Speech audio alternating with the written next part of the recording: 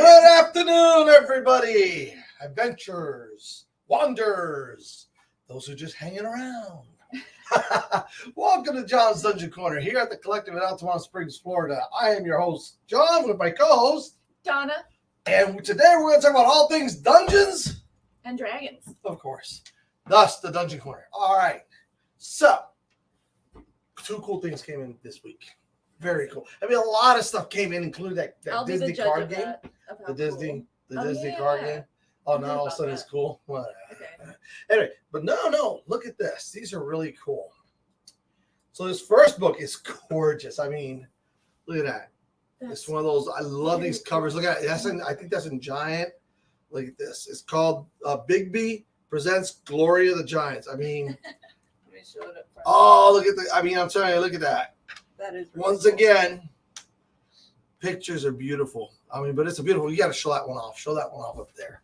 Look at that book, folks. That is one of those velvet covers. I call them velvet covers. They're not really velvet. It's so smooth. Yeah, it's really it's a gorgeous cover. I love that cover. The shine is just amazing. That's the special edition version, and of course there's a regular cover version. But look at the artwork. I told you guys, artwork is everything. I love the colors. I love the pictures. Ever since I was a kid, I like pictures. Hey, when I couldn't read, the pictures kept me entertained. When you couldn't read, so up until he was about 25. Yes, that's right. Then I started playing. Happy Friday, Sarah. How are you? Look at that. The new Giant book came out. Mm-hmm. We just showed it off. And for all you Dragon fans, which of course I am, this is the new the Practically Complete Guide to Dragons. And you're gonna love. I love the cover. Hey, happy Friday, Mitch. Welcome to the show. Welcome, everybody. This is so cool. Now, you got to put that one up there. That's beautiful. Look at that. Isn't that gorgeous? Really I think I got to get I like that it looks like a stitched pocket. Yeah, you got to see that. Put that up there. Look at this. Look at this. But look at the cover. Look at the dragon. Look at the dragon himself. He's wearing glasses. Yeah. I mean, that's like the bracelets and everything. And it's like golden balls. Not in balls, but gold, what do they call that? Leafing. Yeah. It's like gold leafing. Look at that. It's beautiful. And inside, show them a little bit about the inside because there's a lot of. Look at that picture. Some really beautiful. Of course, artwork is beautiful. Life of a Dragon. So it's basically everything to do. And like it says, the Practically Complete Book of Dragons, Guide to Dragons. Yes. Practically, because there's always new things being found out. I like it. Look at that. So it gives you a little bit more knowledge, and this is a knowledge thing. It's amazing. I love when they do that. So, but these are some of the new things that are in. Of course, there's all kinds of dice. I didn't put a lot of things up here because I wanted to kind of keep it. The dragon looks very sage, like he does. He really does.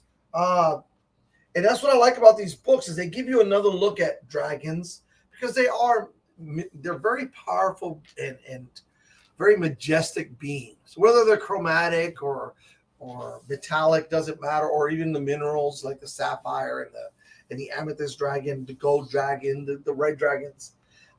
They're very majestic beings, very powerful creatures. They don't start out that way, right? I mean, they're little guys and then they grow up to be big. Boys, and then they get big and powerful, and they live super long lives. So the older they are, the wiser and more powerful. I mean, what is it? What is it in the thousands? A venerable old dragon is like and then you have wild ones like lich dragons that are undead. The undead dragons, true. The Dracoliches. Yeah. Those are not nice. Not nice. Yeah. They're wise, powerful, and really and they just got a bone to pick with everybody. They're evil, right? And they got a bone pick with everybody, you know. Yeah. Because they're made of bones. Dun, dun, dun. All right, so by the caption down, you can't see the caption, but today's title is NPCs and their roles. The roles of NPCs, okay? Because they're kind of like forgotten, and that's been something. I guess I've been talking about NPCs here and there, and so I got like 3 questions about NPCs and how important are they? Are they more than just the creatures that you kill? And we're gonna get to talk into that. But so I brought some up, and so this one, what is that one? Bartender. That's the bartender and dancing girl. Very cool. And guess where they go? In my favorite place, the tavern. You don't know that? Give me those I'm not guys. sure where that was Dun, going. dun, dun, the tavern. That's where they are. My favorite place to start most adventures are in the tavern. And the bartender and dancing girl, those are a set of my favorites. I mean, every tavern has a bartender. Mm-hmm. Okay, and then we have who is that? The mayor and the town crier? Yep. I mean, this is actually a really neat piece. I have your joke for the day. What happens when a dark elf cast sleep on you? Okay.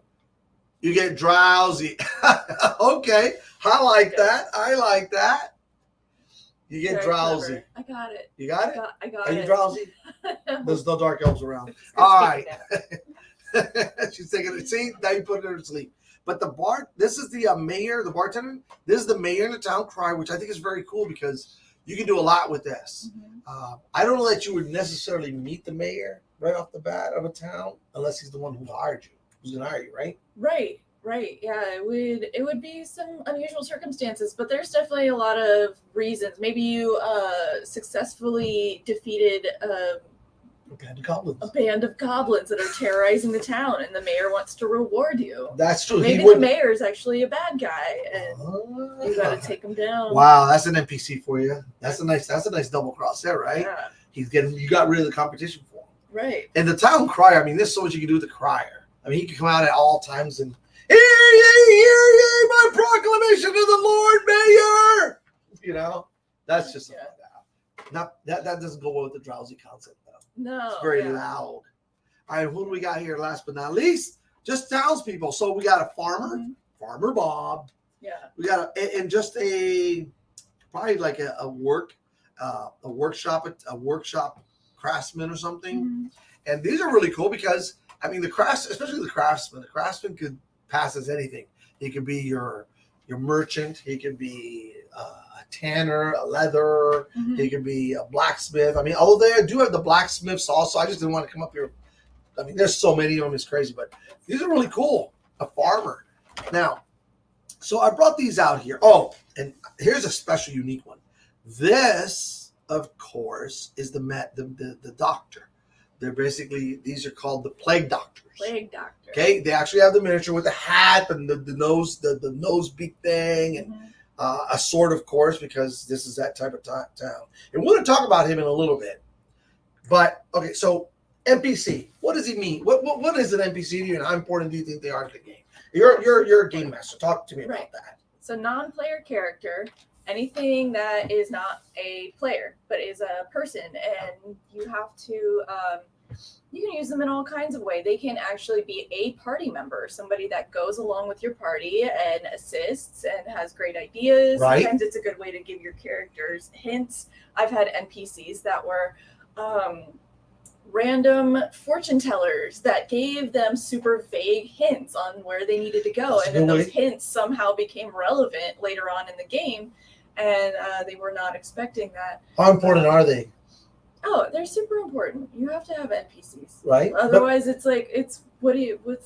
there's nothing there. that's true. You're just going to go tromping through the woods forever in your game. There's never a monster or a person or a reason to do anything. Like, Okay. it's going to tell you. So see now there's that, and that's the perspective I think that everybody has. Mhm. And I think where there's a fine line, I've always thought, and I was talking to somebody, and this is the only reason. And when I got those, I'm like, oh, okay, we're gonna talk about NPCs because we talk about the NPCs a lot, just like that. Yeah. But there's another step. There's a veil that you lift up. Yeah. Like I'm gonna give you, for instance, let's go to a tavern. All right, let's go to my world for a second. Mhm. All right, to my tavern, the Okay. Dragon Song Inn. Yeah. All right. It's situated in the town of Dragon Song. Yeah. It's Dragon Song Inn. It's owned, okay, by the Adventurers Guild, who has one of their. So, story behind it. Now, watch. Mhm. Here's how something like an NPC that you meet, or the fortune teller, the random NPC becomes someone important. Yeah. Because now we're going to elevate the NPC. Right. Okay. Now, his name is Thane's Ash. He used to be part of an adventuring group. This adventuring group got really famous, okay, and decided that there's got to be more organization to this chaos where I come to you and you give me a quest and I go out there and hopefully the bandits didn't come back and kill you. So now there's no reward because you're dead, Mhm. right? And that's at the one extreme. At the other extreme is You just need those pests gone, and now you bogeyed out with, how am I going to force you? What am I going to kill you and become a villain myself? Right? So there were those two extremes. Yeah. All right? Or maybe you just didn't have enough to pay me, and you got to find another way to pay me now. Mm-hmm. Okay. So a lot of things can happen with the payment. Now the adventuring group's like, oh, really? Because that does happen, okay? Now, it doesn't happen in the D&D game, but if you really want an interesting, more than just, okay, and you can do that, but I'm talking about now when you go behind the veil. We're going behind the curtains. Yeah. Okay. So that group decided that they were going to establish an adventurers guild. Nothing fancy. It's just called the Adventurers Guild. Right. They've established it in X amount of towns and cities. Mm-hmm. They've even put people that they can trust in charge, ex-members of the adventuring group, because they've retired. That's how long ago. These guys are, they're pretty powerful, but most of them are retired. Like, let's take Dane's Ash in the city, in the town of Dragonsong. Okay. He is an ex-adventurer. He is a fighter. He is not your everyday typical bartender. Yep, he's back there, cleaning his glasses, setting up his bar, wiping counters off. But just as easily, he can reach underneath that table and pull out his two-handed sword and just take care of business, because he's a high level. He's married now to Marianne. All right. Marianne is also an ex-adventurer. Now, she didn't adventure with Danes. They met after in their later years, but she started out as a cleric. Mm-hmm. All right. Advanced as a cleric, and then decided that something happened. We're not quite sure what it is, but she became a warlock for whatever reason. Yeah. And now she's married to Thanes, and they run a bar, the Dragonsong Inn together. Mm-hmm. Now, they have two daughters. One is followed in her mom's footsteps, kind of like a blend of mom and dad. She's a paladin. She follows the faith of the mom. Not quite sure why mom has taken on the whole mantle of warlock, but that's okay. The other daughter loves nature, loves animals, is a ranger, a very proficient archer. Now, they're not really very experienced because they've kind of grown up in the tavern, but they have gone adventuring. So they are adventurers to an extent. Yeah. All right. So there's these background characters so far, Mm-hmm. but it doesn't end there, because in the Dragonsong Inn is where the Adventurers Guild is stationed, right? So now we have Master Elias. And Master Elias is the gentleman in charge of the actual guild. When you walk in there, there's bulletin boards everywhere. Just like in the you see it a lot of animations and that they talk about the guild board and that inside the tavern. Right. Because there's not really a guild hall. Now, some places have a guild hall with boards, and you go in there and you sign up and stuff. And some places the mayor hires you and sends you out. Right. Okay. But this is a little bit more. This is more. This is where this is where your NPCs take on a life of their own. Mm-hmm. So Elias is important because without him, there's really no Adventurers Guild here. That's part of the Dragonsong Inn. Yeah. Right. He has two assistants. Okay. Mm-hmm. He has Miss Elaine, who stamps all the posters. Okay. And she has two assistants. Mm-hmm. All right. Those two assistants help the adventurers get registered. And there's registration dues and things that you have to pay. Yeah. So, Dungeon Masters, what's happening here is you've already set up this whole cycle of, here are some adventures that you can always go to get work. Yeah. It's guaranteed work because everything is approved by the guild. Right. They are going to pay you, so you're guaranteed to get paid. Mm-hmm. Now, here's the fun part. The guild is, however in depth you want to get into with these NPCs, they also provide services like resurrection. They can set up a resurrection for you, healing through the church, of course. Mm-hmm. All that's done through the church. They can help you with magical item acquiring. Right. Yeah. Help you identify these things because they have things that you don't. They have access to things that you don't. Adventures, a lot of them. Yeah. So those are services you got to pay for, though. How do I get rid of all those thousands of gold pieces these people seem to keep finding, and they got bags of holding full of them? Well, I don't know. How do you do it? Make them buy stuff. You make them. Well, most the answer usually is what? Magical items, right? Yeah. How many magical items have your players got in their game? So they don't ever buy any. They never find gold and then go buy magical items. They find magical items. See, so that's they a little. regularly find magical items. See, now there you go. So there's different ways of running a campaign. See, in mine, you can find some magical items, but there's more mundane items that you should be able to find. I mean, there's a bunch of common and uncommon ones. Yeah. So if you want a potion of healing, where do they go get it? They just find them, or they can't go buy them anywhere? Nope. No? Wow, No. that's tough. Unless they really, really put it like as a goal, we have to go someplace and buy these. There's really, it's not like, oh, we end up in a town or something. I'm not gonna lead them to a town where they can buy stuff. And Red City's Okay. So see, things are done differently. Yeah. Okay. See, my NPCs come to life. They have to. I mean, I get to play all these cool people. Yeah. Now, along those same lines, Mm-hmm. with Things Ash will sometimes pull somebody aside. No, he hasn't yet in my game because they're not high enough level, but he might pull them aside and say, listen, I need you to do this. And this is going to provide a bonus. This is something that the guild leader, who's always traveling between the guilds, and they've actually met him, and he actually sent them out on a quest themselves. He just took a bag of gold and said, here, boom, that's yours. I need you to go do this. Yeah. But that's an NPC. Now, here's a cool thing. That NPC used to be a character. Right. This is another question I got. So what happens to my character if I want to just retire him and stuff? What do I do? Throw them away? Like, no. What do you do? Okay, so let's say your guys are ready to retire the characters. What happens to them? What do you do with them? I mean, they Have you gotten to that point yet? No, I haven't had anyone do that to me yet, but I have people that have left the game and I've kept their character and their character sheet, and they have come back in different ways to assist and As an NPC. as an NPC. So a PC, a player character. Hey, brother, how are you? How's New York? Still wet up there? Happy Friday, my love. Look at that. More people popping on. See they pop on. Okay, so they come on. Mhm. And so they used to be player characters. Now they're NPCs controlled by the dungeon master. Yeah. So you might be trying to find or like break someone out of prison, and then all of a sudden you realize that next to that person that you were trying to rescue is the old player, like the old character. And oh my gosh, what are you doing here? And they've got information, and you can get Shining Sun now. Maybe they figured something out while they were gone. That's good. You know, they Very nice. They can tell you some intel that they got while they were, captured and all that. So See? Okay, so see, there you go. Now, so going back to that group that established the guild, those guys are all high level characters now. All right, they are. I built them that way because they are actually ex-retired. They're retired player characters, and yeah, they're like 20th level plus. Plus. Oh my God, you mean there's plus levels? We've talked about that. Yes, there are.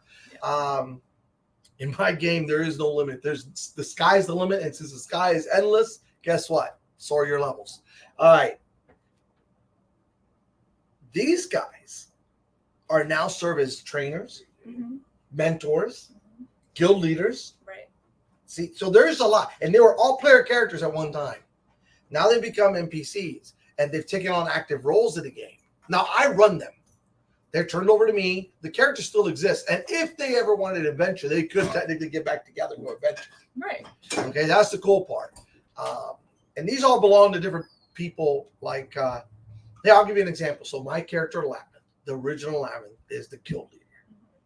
Okay, his group, which includes a very high level character he's actually a knight in the Order of the Amethyst Dragoons. All right, so this character is known as the Wandering Knight.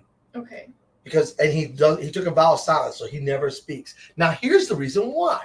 I'm gonna give you the actual behind the scenes why that character is like that. Yeah. Okay, so it's the original character was named Elric. Okay, Lavin and Elric, those two were inseparable. I mean, the adventure party are all people we all know in our family. Yeah. So Antonio now plays and runs Elric with the group that's playing in the game. Yeah. So in order to have two Elrics and not get rid of this Elric, since he's retired anyway, what we did was first of all, he was always an Amethyst Dragoon, the knight. So we gave him a vow of silence, and the knight commander, Alexis, had him made him a wandering knight to go through the land and mete out justice, basically. So he's took a vow of silence, so he will never talk. Okay, that's an interesting way to control that. So he can be there, he can exist, he can assist, but it's the same exact character. I mean, not the same exact, but the same player, the same character, literally. right. Kind of. Yeah. They're not quite the same, but yeah. So that's how. So see, there's a lot. That character is. Oh my gosh, that character is actually pretty cool. Yeah. But he's got a silence, a vow of silence. Right. He won't break it. That's awesome. So he always walks around with the guild leader, and never says a word. Mm-hmm. But I can control them both because he's never gonna say a word. See, Right. so DMs, there's a lot of things that you can do, right? Okay, so you say you don't go into towns. Do you have caravans that pull up? Nope. No caravans. Nothing. Yeah. Wow. This is going to be a rough episode today for you. I don't have to do all the talking. But I mean, they run into NPCs in all different other types of situations. Aha. Because NPCs aren't just in towns; they are. You just don't. You don't have major NPCs that recurring NPCs. You have those. Oh right? yeah. Okay. The recurring NPCs because they have camp. Aha. So they have their camp where their two patrons are there in the Feywild. Major with the NPCs, camp. They are okay. running the rebellion against the bad guys, the forces of evil The forces. that are taking over people's minds and taking. Oh, that's right. That's right. Okay. Yeah. So you got your two patrons. So those are your So, major NPCs, recurring NPCs. Yeah, those two. Those are fleshed out. Right. And then like it happened that like the Grung, some of his family ended up in the camp and they were rescued as well by some of the rebellion.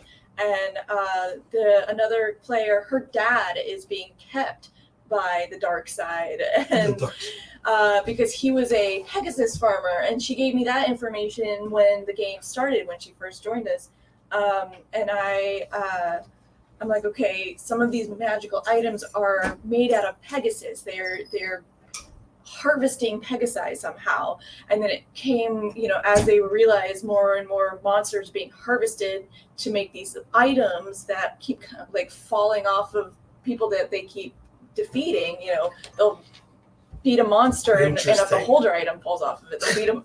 Okay, I like bad that. guy and a Pegasi item falls off of it. So they find out that her dad is being held captive and they're forcing him to harvest these creatures. Okay. Yeah, like breed and harvest his Pegasi. All right. So now, okay, so there we go. So that's hers. Now, see, I've got traveling merchants. In fact, I have 8 traveling merchants that's known just all around the kingdoms. Mm-hmm. And his name is Giovanni della Rosa. Yeah. And he see, here's how you give these guys, and he sells everything. I mean, from a table knife all the way up to a vorpal blade, if he can find one. Mm-hmm. All right, so he's got his repertoire, and he's very unique because Giovanni is a very powerful sorcerer who decided he was done adventuring. He got in so many things that it was just like, okay, I'm done with this. Yeah. And he decided to start adventuring. Or he left adventuring, became a merchant, and he started this emporium. And the cool thing is he travels all around, but it's not just him. He's got quite a motley crew, and it definitely is a motley crew. So it's a traveling fantasy Costco situation. Yes, except that he sends out people. Like there's a hill giant, and I have the miniature for it. Yeah. Have you ever seen that miniature that has that big bag with all that stuff in it? It's like a net, a cargo net. Yeah. It's got all the stuff in it. Right. Yeah. That's one of his merchants. Okay. Now imagine a hill giant who's a merchant, who has been taught to be a merchant, right? Terrifying. Who does he talk to? Yeah. Who talks to him? No. But you know what? That's the aspect of role playing. You may never meet him, but he's out there. Mm-hmm. And he's got all kinds. He's got a cyclopean bodyguard. Mm-hmm. His bodyguard is a cyclops. Yeah. Who wants to mess with that? Right. So you want to travel through the lands? You want to feel safe? What better accompaniment than Cyclops? Right. And here's the best part. It just gets crazier. He's got 4 orcs that accompany him. That's a good. I mean, bodyguard. they have these great bodyguards. So anyway, so he travels around with all these people, and all his merchants are. I think he has like 1 half-elven merchant, but they're all demi-humans of some kind. People you would never expect. He's even got a drow in there that runs around with with three goblins as his helpers. Yeah. Unbeknownst to everybody, what they are is totally something different. Right. But anyway, so you see, but these people, Giovanni is known everywhere. In fact, his famous saying is, if you ever need anything, no matter what it is, come see Giovanni. And if Giovanni doesn't have it, you didn't need it anyway. Yeah. Yeah, see, there's a merchant for you. That's his catchphrase everywhere. Yeah. So he has, and there's a character sheet for all these guys, every single one of them. Mhm. So those are the important NPCs. Believe it or not, the king, well, there's no king in this, and this is a freelance, but some of the other NPCs have background ideas, background stories. And when you meet somebody, I usually have some kind of little story. So, and where I'm getting at is, there's the tavern guy that you meet in Night Vale. Okay, Night Vale. You go and you meet the bartender, and he's a bartender. I'll describe him to you like we have, right? Yeah. And he'll fix you drinks, and he might tell you a couple stories, and might give you a clue or two. Mm-hmm. But that's it. That's all there really is to that guy. Yeah. He's an NPC. I role played him. You might come back through there again. I write down his name, what he told you, and off you go. Yeah. Then there's Staines Ash, who has an entire write-up, a background, a history, a family. Mm-hmm. He's in a big, well-to-do tavern, because it is. It's 2 stories. I mean, it's got a basement full of, it's a wine cellar, and I mean, it's an amazing, Dragonsong is the place to be. Yeah. Okay, so that's what I made it. Then you have the patrons, who are very important to these characters. So without them, they got nothing. Yeah. All right? I mean, so there it is. These are the different extremes. And then there's the monsters. Although, to be honest with you, even though they're called NPCs, do we really consider them as NPCs?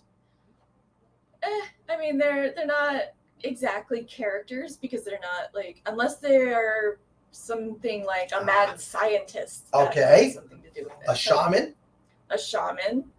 The group leader? Yeah. See, now this is the other part of the question is, can monsters, everything, like you said, everything's an NPC, right? Basically, yeah. Yeah, everything, because they're non-player characters. If you're not a player character, it's NPC. But within that category of NPC, there's a lot of different little levels and a lot of subtleties. Yeah. DMs, you have to decide, like Donna. Donna doesn't have magical shops that you can walk into and buy a magical item. Mm-hmm. All right, that's great. But they get magical items a lot. But they get a lot of magical items in their treasure. See? As long as they do a check for them. If they don't, Yeah, they see? could miss So out. she puts it it's all on them. Right. Whereas with me, when you come into and Dragonsong does not have, don't think that every place has a magic shop. They don't.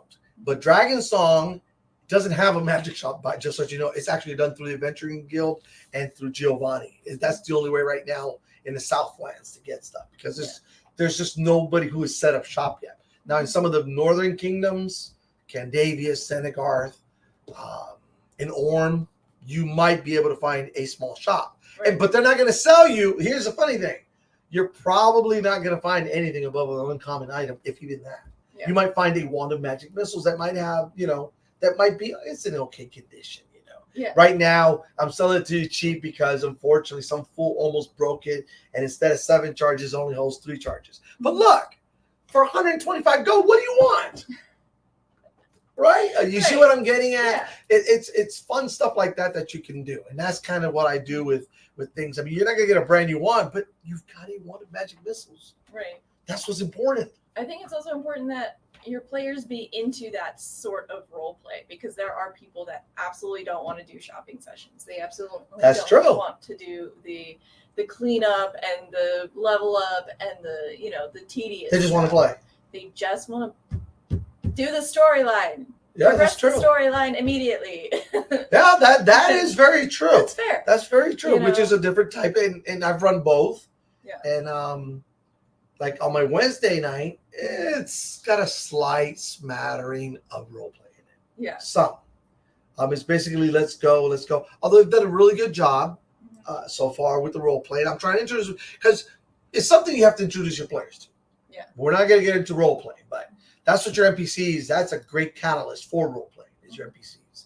Now, talking about NPCs, remember I talked about the Plague Doctor. Now, there's a miniature, and I brought it because it's a very unique concept. And I'm going to tie in a lot of things with this one miniature. Okay. Now, this Plague Doctor's background is that of a PC, a current PC. Okay. Now I'm not telling you that that's what it is. I'm just gonna use this as an example, right? Mhm. He's a PC in the game. Yeah. And he's a little bit on the border of light and dark spectrum. Yeah, he Chaotic kind of goes neutral. both ways. Yeah. I think we did a great job posing as hobgoblins. Yes, they did pose as hobgoblins. We're not going to talk about that right now. That's role play. But yes, you did. That was very cool. They posed as hobgoblins. Amazing. So, and this character goes out on adventures with various parties. He doesn't belong to a certain party. Mhm. He just goes off with whoever.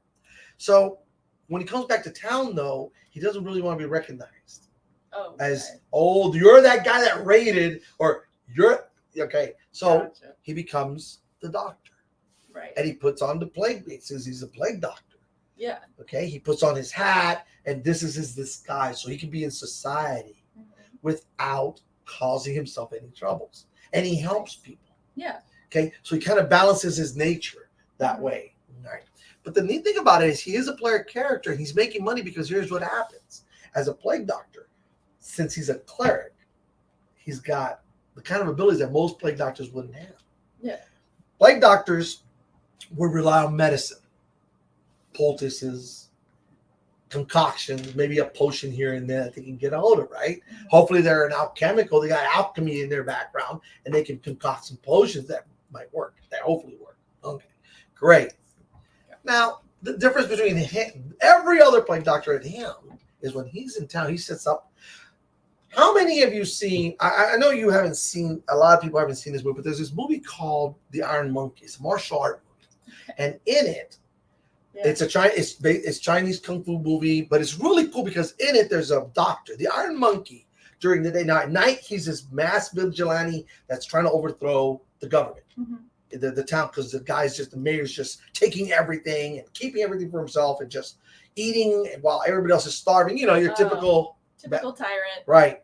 Gotcha. And he's not a bad guy. He's just in power, and he's over. So the Iron Monkey's fighting and takes the money, steals the silvers back, and gives it to the people. Mhm. But during the day, that monkey guy is actually runs a clinic in the village. And Brilliant. he has all these medicines, and it's amazing because so when the rich come to him, Mhm. he charges people what they can afford to pay. And in Yeah. one scene in the movie, there's a wealthy noble and a poor peasant. Yeah. And so his assistant, who's also a really cool martial artist, Mhm. in fact, Donnie Yen, and the lady who played in Crouching Tiger, Hidden Dragon, Mhm. that's his assistant. Nice. Okay, so it's really cool. Anyway, she's there, he's here, and they're working, and so he's tending to the noble, Mhm. and he charges the noble. He says, "Well, you've been eating too much fish soup and blah, or whatever, shark fin soup and blah blah blah. Mhm. It's a delicacy.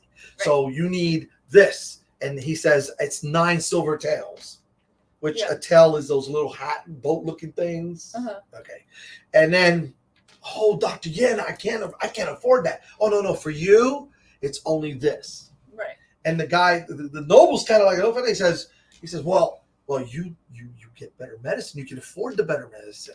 You wouldn't want the same medicine that I would. It's the same. You wouldn't want the same medicine. Right. Well, no, pay the man, and Yeah. then his servant Give pays me him. the good stuff, but it's actually all the same. Exactly. So see, but he has these two different personas. During the day, he helps people, and at night, he's not hurting the people, but so that's an idea, and so from there, and don't be afraid. And this is the other thing with your NPCs, don't be afraid to see a movie which has nothing to do with Dungeons and Dragons. Actually, don't let a good idea go to waste, because that NPC actually does exist in my world. They just haven't met this guy. Absolutely. I love using characters from Animation, books and- right? So yeah. what do you got as an NPC like that? Let me think. Hold on. I'm on the spot now. I gotta think. Oh, about well, you think about that. it. But So like here it comes. one of my character's patron, or my player's patron, is very girly pop. Okay. And I love doing that, and I feel it's very Elle Woods. Okay. Okay. From Oh crap! Where she's a lawyer. I forgot the name of the movie. Oh dear. Oh man, it's such a funny movie. But Legally Blonde. Legally Blonde. You know it. Yeah, I've seen a lot of movies, by Such the a way. good. So very Elwood. Yeah. So there you go. You So know, there you go. But I mean, also, and that has nothing to do with Dungeons and Dragons a lot of whatsoever. butt, right? It's the persona. It's Right. that persona. So, okay. So now let's go back Mhm. to the tavern. One last thing, just to kind of show you how neat things can be and how much fun NPCs can be. So, in the Adventurers Guild, right, there's a board in the major Adventurers Guilds. Not all of them, but they have these boards that list the top 10 parties, Mhm. adventuring parties, okay? And we only display the top 10. There's a whole book registry of them, but they have them. Yeah. Bend and snap. Yes, yes. All right. See, there you go. They know what's going on. So in it, there's a registry of the top 10. And the top 2 are pretty much immortalized because they're retired. I mean, to pass those 2 would be amazing. Yeah. And neither one of them belong to my party. We're number 3 because my favorite number is 3. So the Lavin's party is the third ranked party. Gotcha. The first 2 are from 2 of my favorite animations. Yeah. All right. So group number 1, Fairy Tale. Oh, absolutely. Okay. So Yes. the number 1 adventure group in the land is Fairy Tale. Oh, It's a nice. group of adventurers, crazy Yeah. wizards. They go around. However you want to look at it. It's just a fun thing.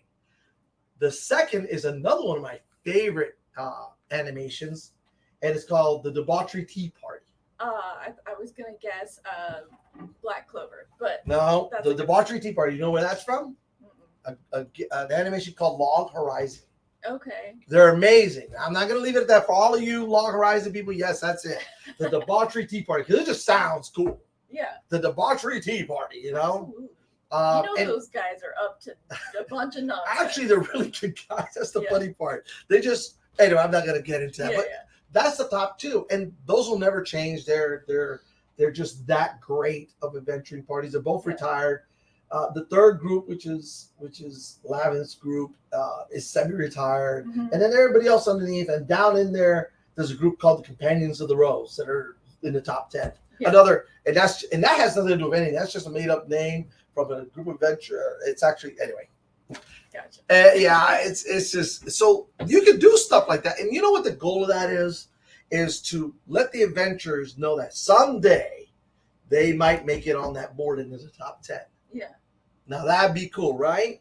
You're Absolutely. 15th, 16th level. You've got all this renown to you, and you're like number 5 or 6 on the board. Mhm. I mean, doesn't even matter because you know you're not going to fill the top 3 spots. Are pretty much immortalized at this point. But everything below that is up in arms, Yeah. up in not saying that you won't be number 1. It's just I just like Fairy Tale. Yeah. I like Fairy Tale, and number 3 is my number, so it's going to be hard. Yeah. All right, so because I will move if I put somebody up at the top, that means my group goes down to 4. I don't like 4. I want 3. I like 3. Yeah. I mean, if anything, I'd be number 1. But Right. anyway, so yes, we got off track, but that's just the way it is here. But as you can see, NPCs are pretty important, and I know we kind of rambled on about it, but they're not just simple. Yeah, they can, or I should say, they can be as simple as somebody just ran into the street vendor you bought an apple from, Mhm. and that's the last time you'll see them. Or there's just people in the tavern. Those are a bunch of NPCs, and you could go talk to them. And then we'd And have to that's work on fine. it, right? But like for the most part, very, very like basic background characters. They don't have to have names or personalities, or even you don't even have to describe what they look like. Everyone knows what tavern dwellers look like, you know. I'm glad you said that, though. Describe them. Okay, so for the ones who might have some importance, who might be recurring, we'll call them the recurring NPCs. Yeah. Recurring NPCs. I would give them a name, Mhm. a description, and what they are. And in that description, I'd include, their race, how they dress, their if they have any particular mannerism about them. Yeah. Like with Giovanni, of course, his catchline. I would put that in there. If somebody's always snapping their fingers or drumming their fingers or something. Mhm. And then what it is, how they interact with you. Yeah. What is their purpose? Like, I'm going to try and get you. I mean, I'm the bandit's brother. I'm the bandit leader's brother, but I don't actually partake because I want to always have my hands clean. I mean, this is a great setup. So I'm in the town, and when other bandits come into the area, goblins or orcs, I try to find adventures to go wipe them out. Yeah. So you see how that works? So, but this is my purpose. My only purpose of being in town is, I got a farm at the edge. I do some hunting, and I'm a forester. Yeah, but I'm watch. If you really dig, one, I don't really sell much of anything. Yeah. But I'm never in need of money. Right. I'm never in need of anything. Yeah. That's if you dig deep. So there are some holes there that can be filled by the party. Yeah. If you want to develop the bandit into something. Mm-hmm. So see, there goes. There's an NPC that's hanging on. That's one of those that hang on the fence, right? He can teeter-totter. He gives you work. He gives you advice. He'll even give you hints on things. Right. He might even help you. Yeah. Or your party might ignore him completely. Or your party might ignore him completely.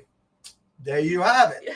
So, I mean, I think anything else about NPCs that you can think of? I mean, yeah,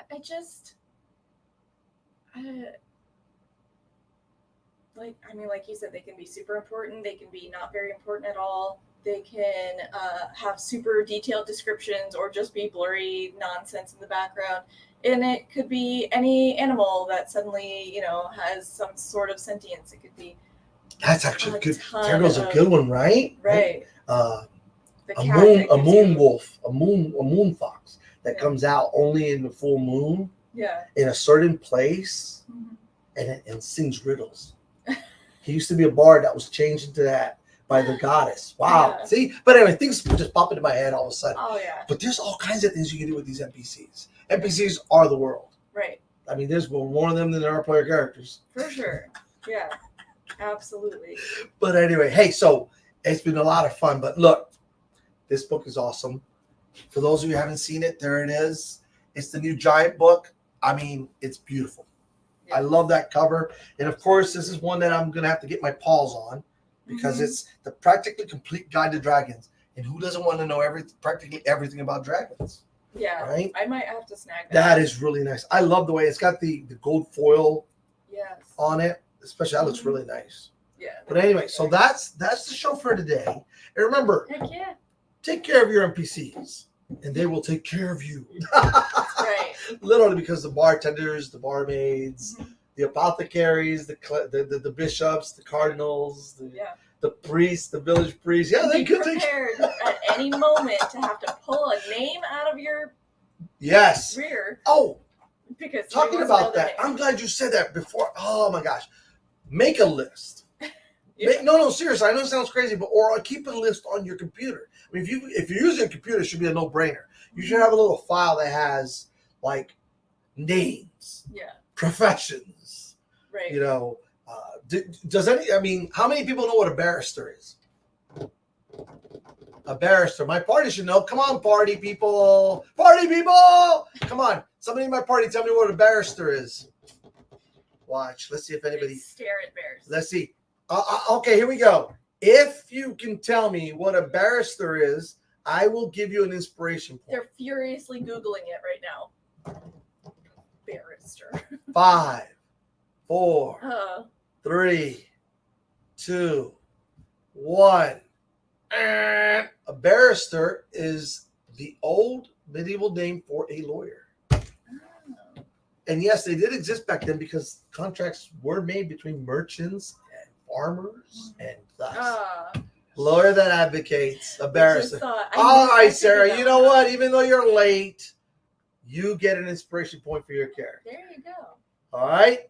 Yeah, that's the kind of crazy things I do in my show. Hey, it's my show. Yeah. No, but I have fun with it. But barrister. So, you throw out a name like that in your adventure, and you're like, what is he? Does he make magical items? What is he? What's he do? And they go crazy because they're like, a barrister? What the heck is that? Yeah. He's a lawyer that advocates for you. He does contracts back then and things like that. There's a whole lot. And these are the things that I have on the side when I'm doing a character. If they're looking for somebody, I say, oh, yes. The things after say, yes. The barrister's, he's 4 doors down. He's in a 2-story blue and green, a very ugly building. But he likes it for some reason. Blue and green. Oh my Stands God. out. It does, doesn't it? In our defense, there's usually like a 15 to 20 second lag.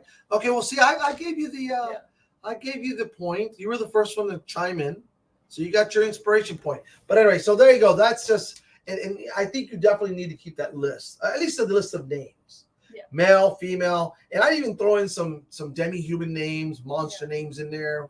Definitely, maybe different races and classes. Yeah, definitely. Just have like, and you can use those websites and stuff that just like auto generate names and just like paste, screenshot, copy.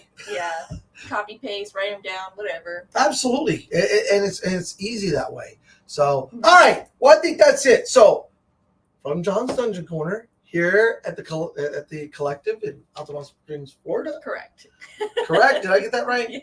Now we got thunderstorms. I was going to say the weather was nice, but it's not. That's all right. That's it for today. Thank you so much for being with us, and I feel so inspired. The things that happen on it gets crazy here, but that's half the fun of this show. All right. But anyway, may the royal rise up to meet your feet, and may all your adventures be successful. We'll see you next Friday, and actually, I have a surprise for you folks next Friday. Am I going to tell you? What do you think? Rock, paper, scissors. A hint? Ready? Oh, tied. Okay, ready? Tied again. Okay, that was wild. Ready? 1, 2, 3, shoot! Okay, you win. All right, so. Okay. Tell 'em. All right. I will tell you this. It has to do with painting, and I'll leave it at that. Painting. See you next Friday. Have a great weekend. Thanks for coming. Love you. Bye. I can't believe we did that.